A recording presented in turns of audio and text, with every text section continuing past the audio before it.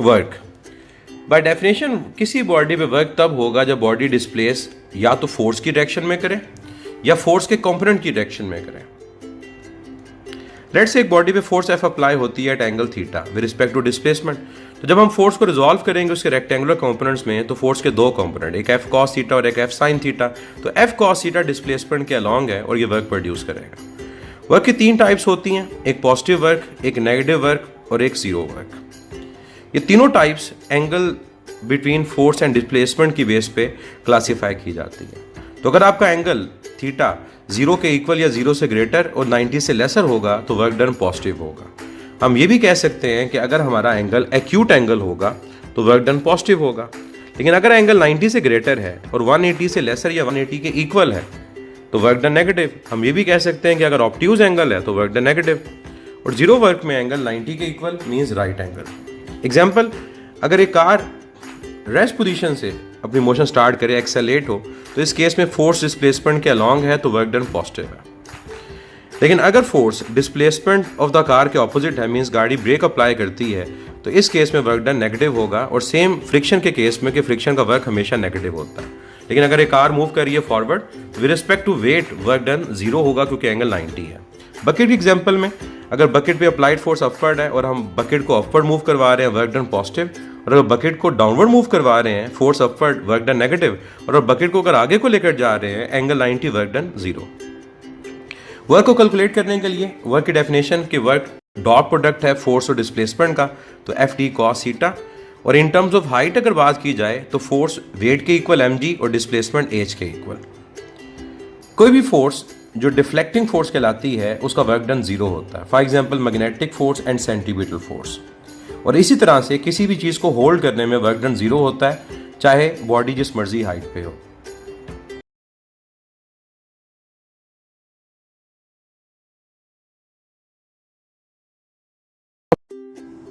Last topic में हमने work की बात की और वर्क की टाइप्स की बात की, पॉजिटिव वर्क, नेगेटिव वर्क और ज़ीरो वर्क। इस टॉपिक में हम बात करेंगे work done by constant force and work done by variable force, means work की classification with respect to force. Work done by constant force क्या चीज़ है? अगर एक बॉडी पे फोर्स अप्लाई हो रही है और फोर्स की ना तो मैग्नीट्यूड चेंज हो ना डायरेक्शन चेंज हो, मींस ओवरऑल फोर्स कांस्टेंट हो, तो इसे हम कहेंगे work done by constant force. इसे कैलकुलेट करने के लिए जो हमारा रिलेशन होगा वो simple F into D cos theta होगा, force, displacement and cos of angle between them. अब याद रखना है कि कांस्टेंट फोर्स में मैग्नीट्यूड और डायरेक्शन ऑफ फोर्स दोनों चीज़ें कांस्टेंट होनी चाहिए।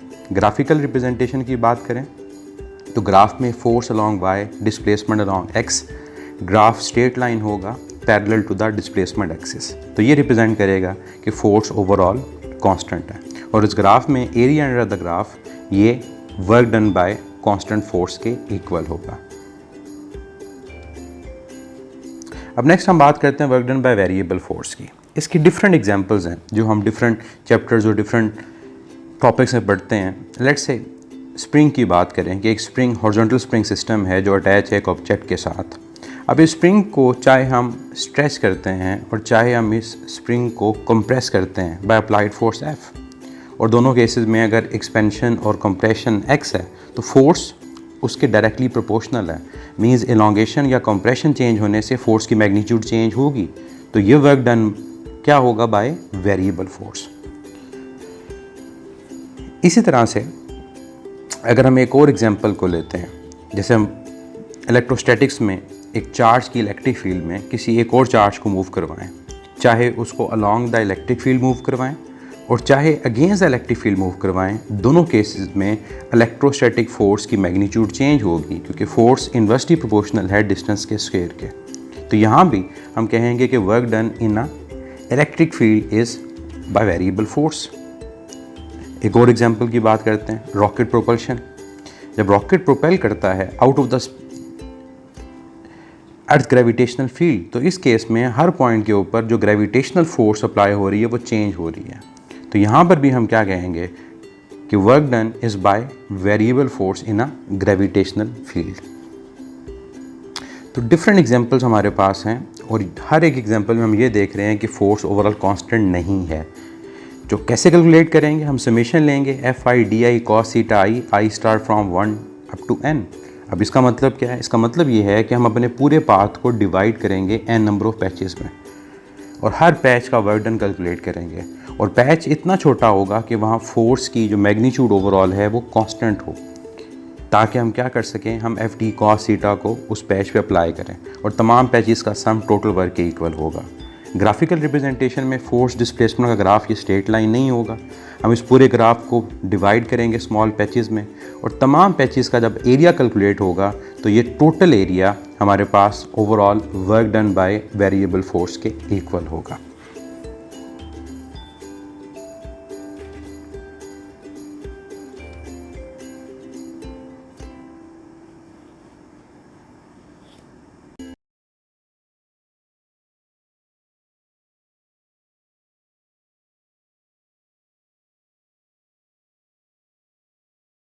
Conservative and non-conservative force. Conservative force, work done is independent of path, means कोई भी पाथ अडॉप्ट करें कंजर्वेटिव फोर्स की वजह से वर्क डन सेम होगा। ये एग्जांपल को देखते हैं कि लेट से हमने बॉडी को पॉइंट ए से बी तक मूव करना है। अब चाहे हम डायरेक्ट पाथ अडॉप्ट करें, पाथ नंबर 1, चाहे पाथ नंबर 2 और चाहे पाथ नंबर 3, वर्क डन तीनों पाथ में सेम होगा। लेकिन नॉन कंजर्वेटिव फोर्स में work done is not independent of path, means work done depend करता है पाथ के ऊपर, पाथ चेंज करने से वर्क की वैल्यू चेंज होगी। नेक्स्ट पॉइंट, कंजर्वेटिव फोर्स में work done in a close path is equal to 0।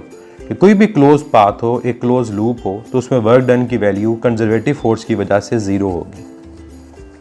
Let's say इस क्लोज लूप में बॉडी ए से बी, बी से सी, सी से डी और डी से ए मूव करती है, तो वर्क डन जो नेट होगा वो 0 के इक्वल। लेकिन नॉन कंजर्वेटिव फोर्स में याद रखें कि work done in a close path is non zero, means close path में वर्क डन कभी भी 0 के इक्वल नहीं होगा। अब लास्ट में हम कंजर्वेटिव फोर्स और नॉन कंजर्वेटिव फोर्स इनकी एग्जांपल्स को देखते हैं, और यही हमसे एमसीक्यूज में पूछी जा सकती हैं। तो ग्रेविटेशनल फोर्स याद रखें कंजर्वेटिव फोर्स है। इसके अलावा electric force, electrostatic force, elastic force, ये तीनों फोर्सेस जो हैं ये कंजर्वेटिव हैं।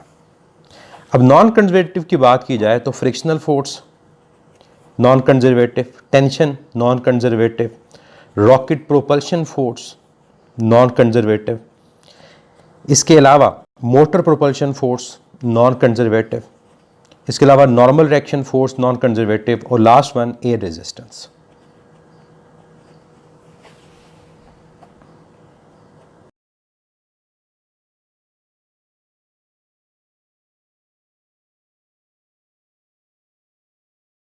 इस टॉपिक में हम एनर्जी को और एनर्जी की टाइप्स को डिस्कस करेंगे।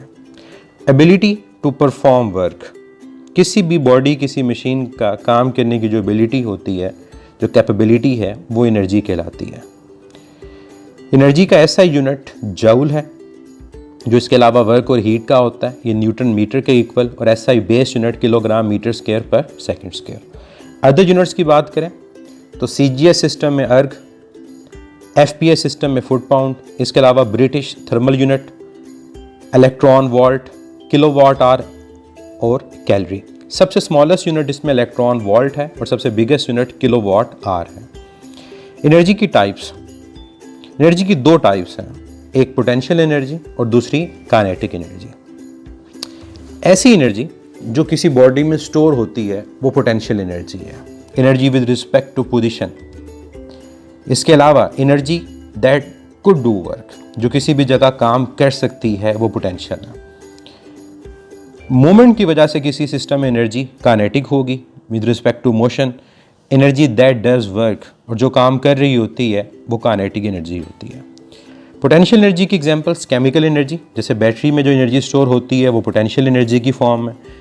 ग्रेविटेशनल एनर्जी, जब बॉडी की पोजीशन को चेंज किया जाए ग्रेविटेशनल फील्ड में। इसी तरह मैकेनिकल एनर्जी और न्यूक्लियर एनर्जी, ये पोटेंशियल एनर्जी की फॉर्म्स हैं। अब काइनेटिक एनर्जी की बात करें तो इलेक्ट्रिकल एनर्जी, जब हमारे पास इलेक्ट्रॉन्स मूव होंगे तो काइनेटिक एनर्जी करंट प्रोड्यूस करती हैं। इसके अलावा हीट एनर्जी, लाइट एनर्जी और साउंड एनर्जी, ये तमाम काइनेटिक एनर्जी की फॉर्म्स हैं। अब हम इनकी मैथमेटिकल रिलेशन की बात करेंगे। Potential energy, gravitational potential energy का फार्मूला mgh या m मास और h हाइट है। Absolute gravitational potential energy G/m/r, यहाँ capital M mass of earth है।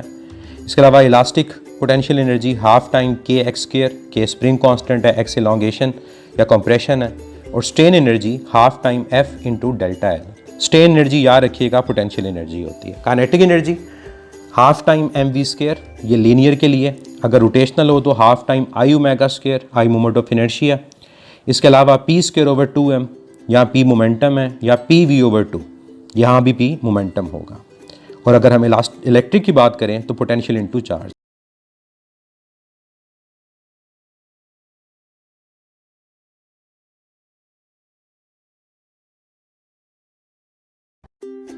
वर्क एनर्जी प्रिंसिपल, किसी भी सिस्टम पे जब वर्क किया जाएगा तो वो सिस्टम में एनर्जी को चेंज करेगा। Work done on a system is equal to change in energy.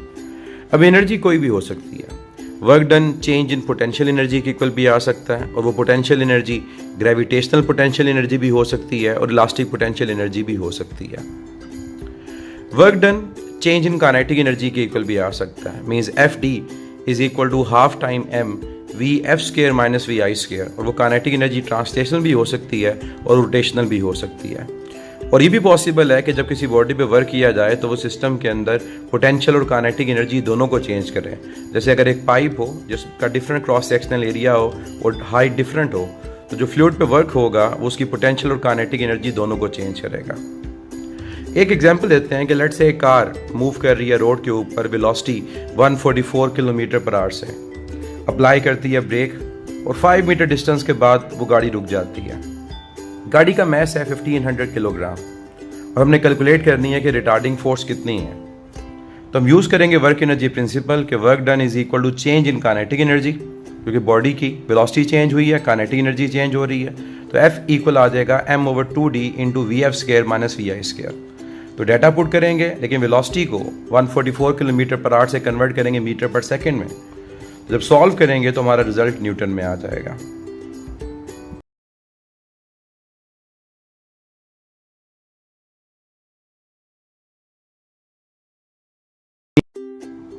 Inter conversion of energy, किसी भी सिस्टम में ओवरऑल एनर्जी हमेशा कंजर्व रहती है, एनर्जी की सिर्फ फॉर्म चेंज होती है।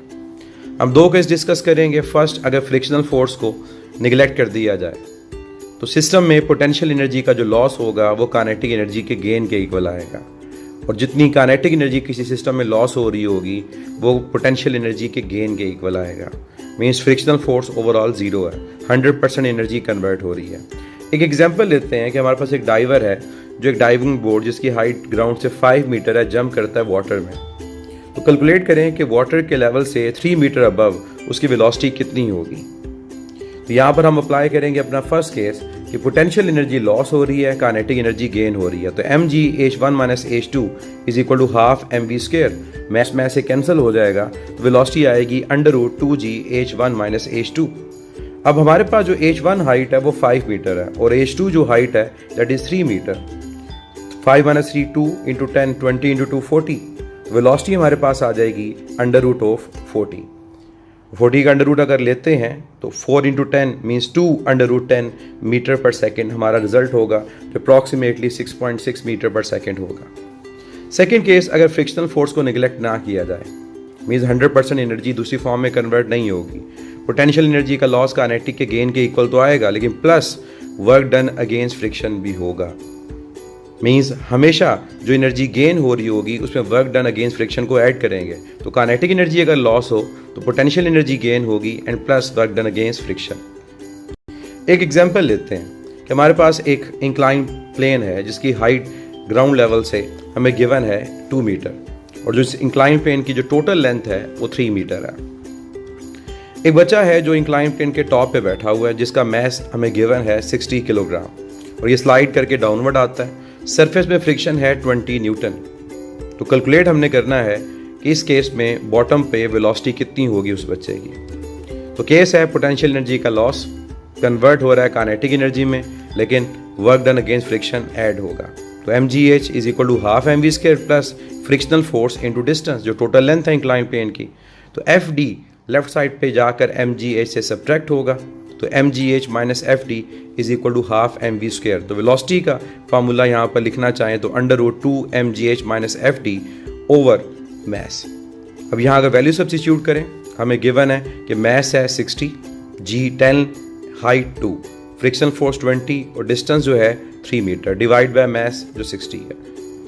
तो हम जब इस पूरे रिजल्ट को सॉल्व करते हैं तो हमारे पास 60 इंटू 10 600 इंटू 2 1200 आ जाएगा। तो और सब्ट्रैक्ट करेंगे 60 से 1140, नीचे मैथ 60 है, सॉल्व करते हैं तो ये रिज़ल्ट हमारे पास आ जाता है अप्रॉक्सीमेटली √38, मीन्स 36 अंडर रूट से ग्रेटर है, तो अप्रॉक्सीमेटली 6.2 6.14 हमारा आंसर होगा। एक और एग्जांपल अगर हम लें जिसमें हम समझना चाहें कि कैसे एनर्जी के कन्वर्जन को डिस्कस किया जाता है, तो लेट्स से एक हाइट के ऊपर एक बॉक्स है जिसका मैस m है और वह हम ड्रॉप करवाते हैं एक स्प्रिंग के ऊपर जो वर्टिकली प्लेस्ड है। तो क्वेश्चन ये है कि अगर स्प्रिंग पे फॉल करेगा तो स्प्रिंग में मैक्सिमम कंप्रेशन कितनी प्रोड्यूस होगी। तो इस केस में ग्रेविटेशनल पोटेंशियल एनर्जी बॉक्स की कन्वर्ट हो रही है इलास्टिक पोटेंशियल एनर्जी में, तो mgh इक्वल आएगा हाफ के एक्स स्क्वायर के। तो यहाँ पर हमने कैलकुलेट करना है x को, मीन्स कंप्रेशन को, तो 2 मल्टीप्लाई होगा 2 mgh के डिवाइड होगा तो 2 mgh ओवर k और स्क्वायर एलिमिनेट करने के लिए अंडर रूट, तो ये रिजल्ट है।